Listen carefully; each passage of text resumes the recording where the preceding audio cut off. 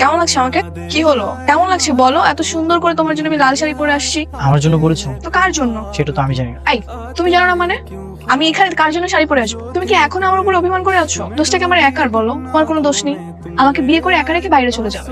একটা মেয়ের কি স্বপ্ন থাকে জানো? এর পরে তার হাজবেন্ডের সাথে আন্ডারস্ট্যান্ডিং এর জন্য ঘুরবে ফিরবে, টাইম স্পেন্ড করবে তারা, তা না?